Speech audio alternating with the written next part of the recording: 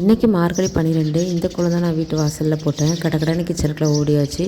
இந்த டைம் என்னமோ தெரியலங்க, ஃப்ரூட்ஸ்லாம் வாங்கி வச்சா சீக்கிரமாகவே கெட்டு போகிற மாதிரி இருந்துச்சு. அதனால் ஆப்பிளை வேகமாக கட் பண்ணி எடுத்துட்டேன். இன்றைக்கி வந்து நான் கூழ் தான் காய்ச்சலாம் அப்படிங்கிறதுக்காக மண் சட்டியில் வந்து தண்ணியும் உப்பும் போட்டு கொதிக்க வச்சுட்டேன். இந்த மிக்சர் பார்த்திங்கன்னா ஒரு ஹெல்த்தியான மிக்ஸ் தான். பாசிப்பயிறு, கருப்பு கவுனி அரிசி, அப்புறம் கருப்பு உளுந்து, கொஞ்சமாக கொள்ளு சேர்த்துட்டேன். கொஞ்சம் வெயிட் லாஸும் ஆகும் அப்படிங்கிறதுக்காக, கெட்ட கொழுப்புலாம் போகுங்கிறதுக்காக.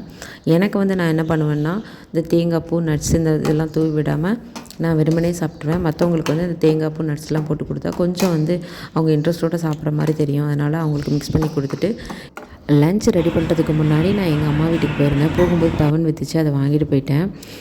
இது எதுக்காக வீட்டுக்கு போனேன்னு பார்த்தீங்கன்னா, ராமேஸ்வரம் அவுட்டிங் போகிறதுக்காக வேன்லாம் அரேஞ்ச் பண்ணோம். அது என்னன்னு கேட்குறதுக்காக போயிருந்தேன். போய் பார்த்திங்கன்னா எங்கள் அக்கா வந்து ஸ்வீட் ஸ்டாலே வச்சுருந்தாங்க. கிறிஸ்மஸ்க்கு கொடுத்த கேக் எல்லாத்தையும் எடுத்து வச்சுட்டே இருக்காங்க.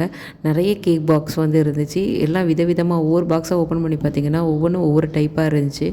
அது எல்லாத்தையும் வந்து எங்களுக்கு எல்லாருக்குமே வந்து அவங்க ஷேர் பண்ணி கொடுத்தாங்க. அதை வாங்கிக்கிட்டு இப்போ ரொம்ப லேட்டாகிறதுனால பேசிகிட்டே இருந்த டைம் போகிற மாதிரி தெரியலை. அதோட லஞ்சையும் அங்கேயே முடிச்சுட்டு வீட்டுக்கு வந்து சேர்ந்தாச்சு.